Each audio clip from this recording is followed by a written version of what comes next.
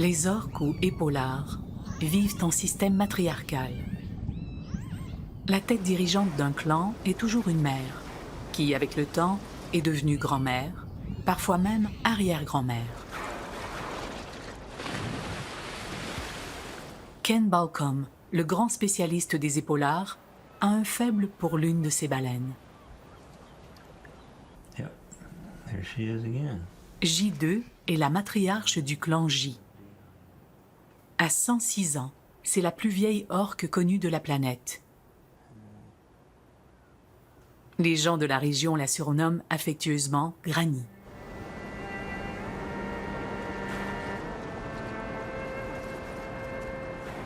L'espérance de vie pour ce mammifère marin est d'environ 60 ans pour les mâles et 90 ans pour les femelles. Granny défie les normes.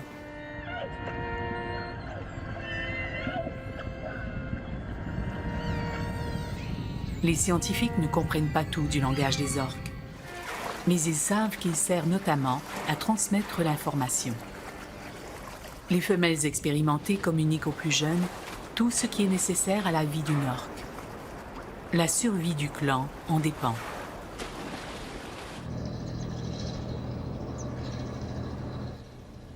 Les dernières observations de Granny remontent à plusieurs semaines. Ken est de plus en plus inquiet. Où se trouvent Granny et son clan? Here's along the Oregon coast, two locations that we had. And so they can make a round trip to California in 2 weeks. Depuis un certain temps, plus personne n'a vu Granny. Tout indique que sa longue vie s'est achevée. Mais son clan existe toujours. C'est la preuve qu'elle a légué l'essentiel à ses descendants.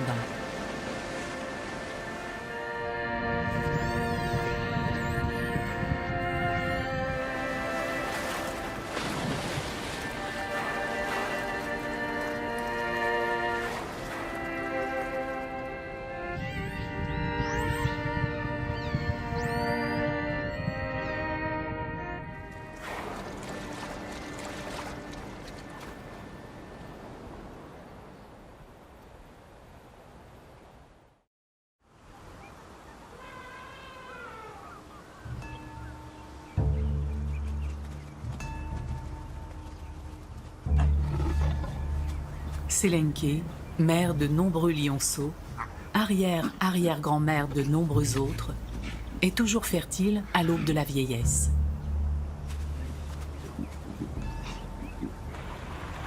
Personne ne connaît mieux la lionne que la biologiste Stéphanie Dolrenry.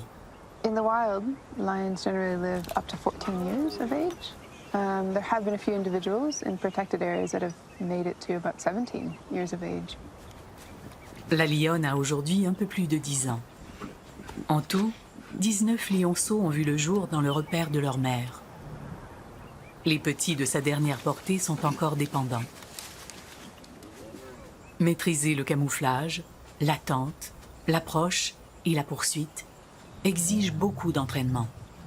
À l'aube de leurs 2 ans, ils seront prêts pour leur première véritable chasse. Mais en attendant, Sélenké doit les nourrir. Pour protéger leurs troupeaux, certains villageois n'hésitent pas à tuer les lions. Sélenké est brillante et futée. Elle a appris à survivre sur les terres habitées. We've seen her change her behavior and adapt to killing species that lions generally don't take, such as ostrich. Le secret de la survie des lionceaux réside en grande partie dans la capacité de leur mère à s'adapter au changement. I really believe part of this success comes from Sélenké's knowledge and will to survive. And that's something that we've seen pass that knowledge on to her offspring. Aucune femelle n'a eu un tel succès dans les environs. Elle pourra donner naissance jusqu'à la fin de sa vie.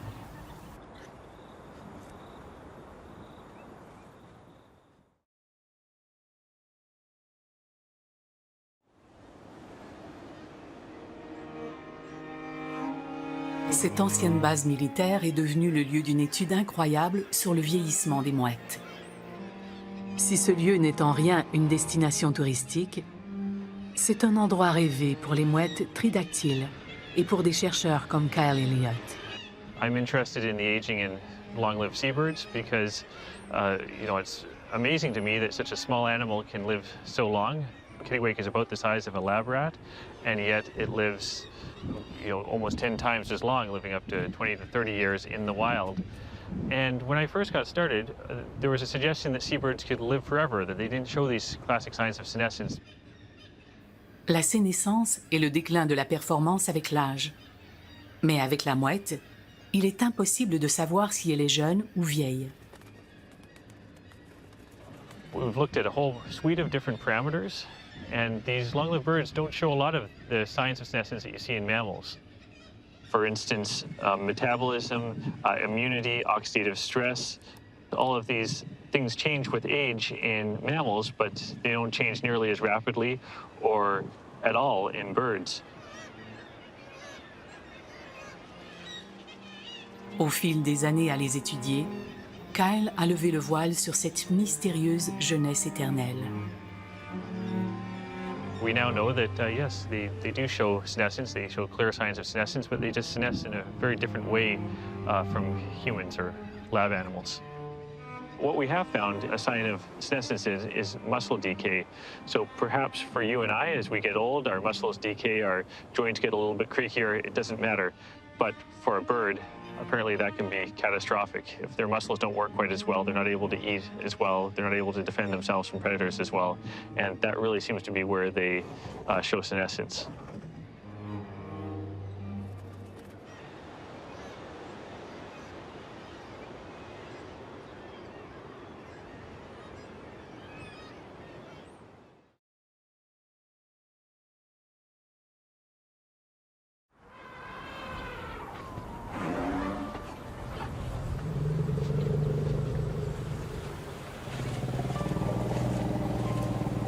If you told me when I worked in Congo that I would let musk males get this close to my car, I would have told you that you were insane.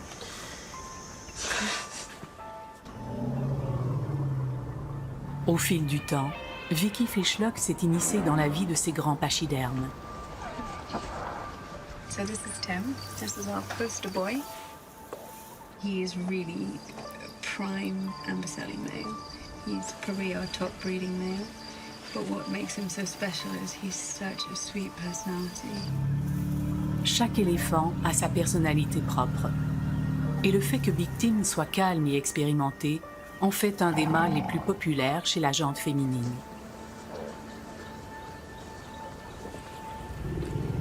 Chez l'éléphant mâle, la reproduction est une affaire de domination. Et la domination est reliée au physique de l'éléphant.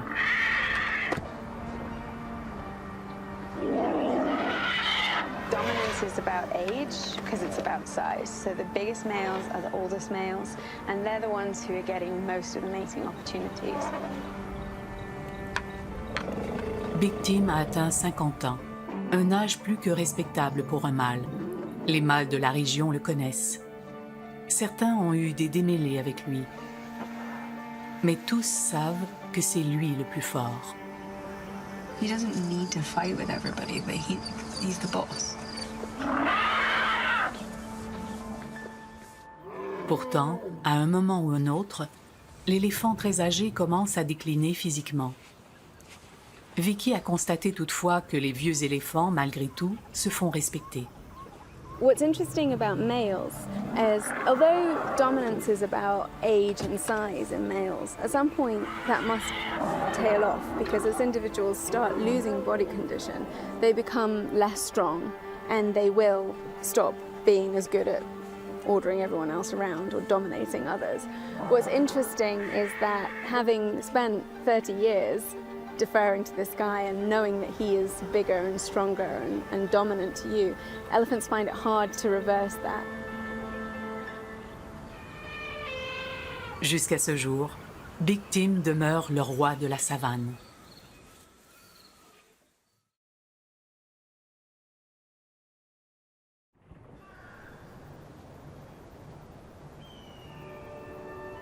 L'histoire du saumon rouge a quelque chose à nous apprendre. ces socailles nagent à contre-courant depuis le Pacifique. Tous, mâles et femelles, nagent vers leur destin. Au bout de ce long périple, la reproduction sera le dernier acte de leur vie. Ce voyage ultime se répète année après année.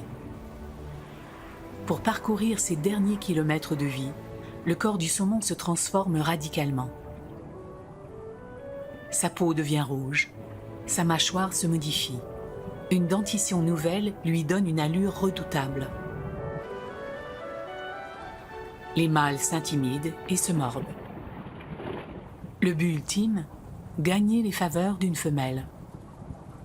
Avant de pondre ses œufs, la femelle doit fabriquer le nid parfait. À l'aide de sa queue, elle creuse une dépression. C'est là que la nouvelle génération verra le jour. Mais elle ne verra jamais ses parents. Déjà, des signes annonciateurs de la faim commencent à se manifester. Le système immunitaire se relâche d'un coup. Les blessures ne guérissent plus. Ce saumon est à son dernier souffle. Il n'a plus d'énergie.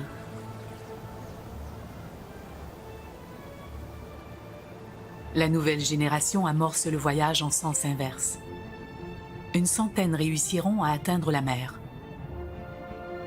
Dans 3 ans, seulement une dizaine de saumons reviendront sains et saufs sur leur lieu de naissance. En attendant, ils ont toute la vie devant eux.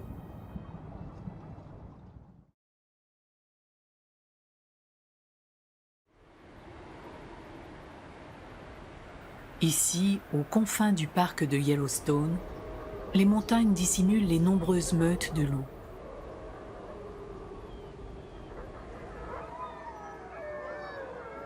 On croyait autrefois que la bête était maligne et féroce.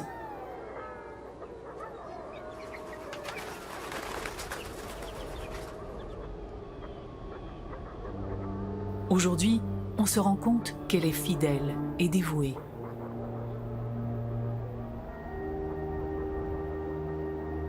De plus, des études sur les vieux loups démontrent qu'ils sont essentiels au maintien et à la cohésion du groupe.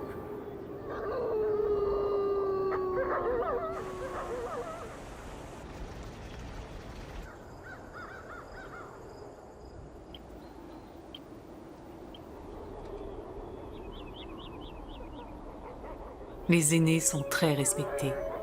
Ce sont eux qui ont le plus d'expérience.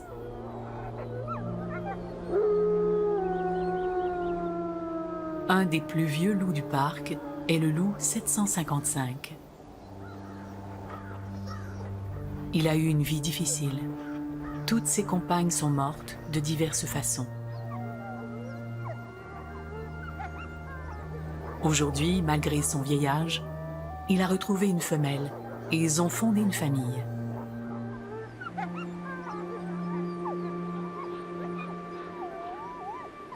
« 755 est le liant pour les juvéniles et les louveteaux.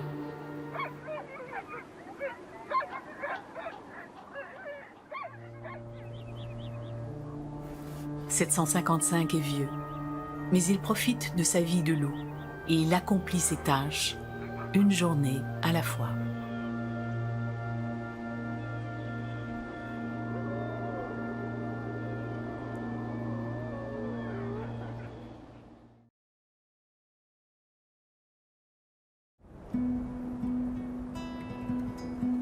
Partout sur le globe, les scientifiques s'efforcent de comprendre les secrets du vieillissement. Les insectes nous ouvrent une voie de recherche insoupçonnée. La vie d'une abeille dure environ 30 jours. Chaque tiers correspond à des tâches précises. Durant le premier tiers de sa vie, une abeille est nourrice. Elle s'occupe des larves dans la ruche. Ventiler la ruche et en assurer la garde à l'entrée occupe le deuxième tiers de sa vie. Durant la dernière partie de sa vie, une abeille passe à l'étape de butineuse. À l'Université d'Arizona, des chercheurs testent la capacité d'apprentissage des abeilles. Plus le cerveau est jeune, plus il apprend vite. Et inversement. Ici, en laboratoire, l'abeille doit apprendre à associer une odeur à une récompense sucrée. L'abeille qui sort sa langue au bon moment démontre qu'elle a acquis cet apprentissage. On capture de vieilles butineuses au champ. Elles subissent le test. Aucune réaction. Pour toutes, c'est l'échec, signe que leurs cerveaux sont vieillissants. Le lendemain, l'équipe de recherche tente une expérience pour rajeunir le cerveau. Pendant que les vieilles butineuses sont au champ, on retire toutes les nourrices de la ruche. À leur retour, c'est la crise. Les larves sont seules. Les butineuses, instinctivement, retournent à leur tâche précédente pour prendre soin d'elles. On capture ces butineuses pour leur faire passer le même test. Toutes réussissent. Elles sortent la langue au bon moment. Le processus de vieillissement du cerveau s'est inversé.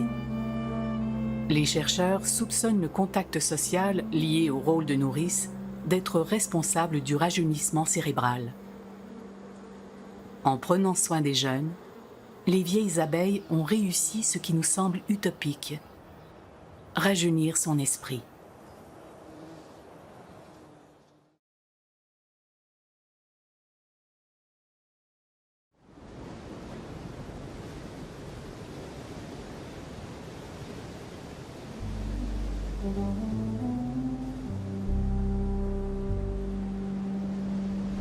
C'est au cœur de l'océan Indien que l'on retrouve la tortue géante des Seychelles. Elle est le résultat de 180 millions d'années d'évolution. C'est un animal rare, descendant des dinosaures. À 70 ans, ce mâle est dans la fleur de l'âge. Il pourrait vivre jusqu'à 250 ans. Parmi les animaux terrestres, c'est un exploit inégalé. La vie d'une tortue se déroule tout en lenteur. Son métabolisme interne est à l'image de son allure. De son rythme cardiaque à sa digestion, tout se fait lentement. Une astuce pour vivre plus longtemps. Son régime d'herbivore est aussi soupçonné d'être un facteur de sa longue espérance de vie. Le stress est un accélérateur connu du vieillissement. Notre reptile vit tranquillement, peinard. Les siestes ponctuent fréquemment sa journée.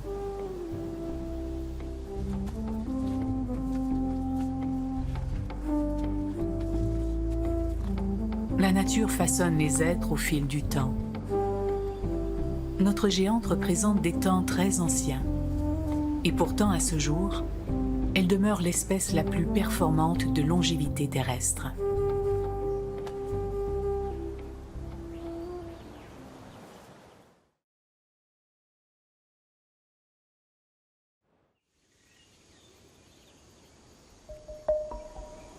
Dans la nature, un chimpanzé vit environ 50 ans.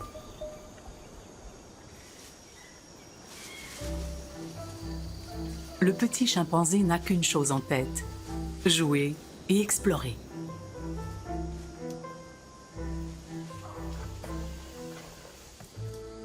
À l'autre bout du spectre, les individus âgés demeurent plus tranquilles, plus près du sol que de la canopée.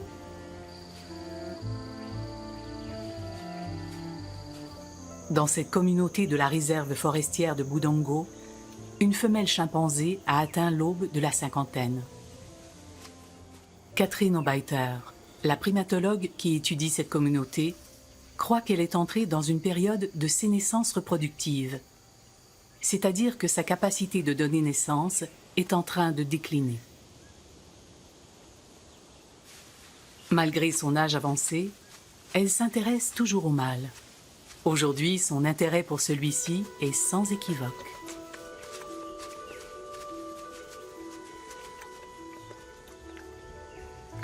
Mais ce n'est pas réciproque. Jusqu'à récemment, elle était la femelle la plus populaire et respectée du groupe, la femelle alpha. La primatologue pense que ce manque d'intérêt soudain est attribuable aux changements hormonaux que subit le corps de la femelle vieillissante. La sexualité du chimpanzé, comme tous les autres traits physiques, est sujet au changement au fil du temps.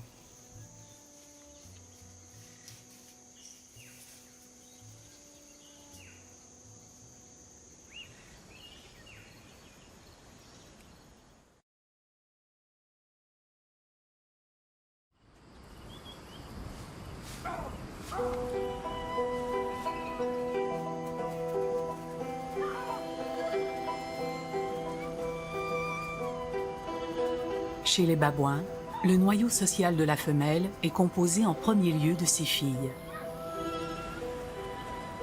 Ces dernières vont rester près d'elles toute leur vie, et cela aura un effet bienfaisant et protecteur sur leur mère vieillissante.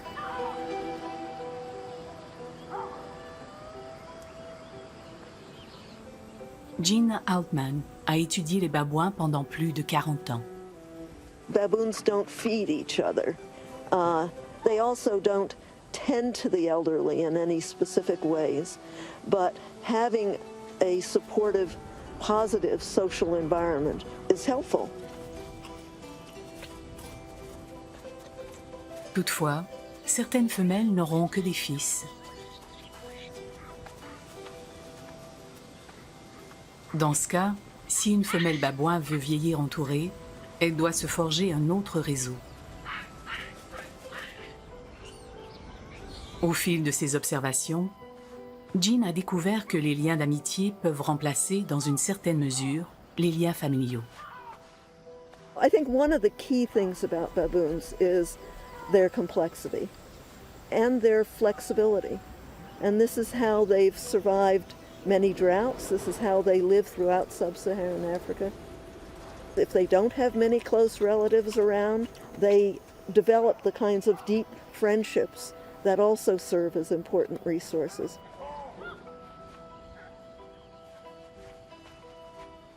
Chez les babouins, comme chez les humains, vieillir entouré de sa famille et d'un groupe d'amis est essentiel.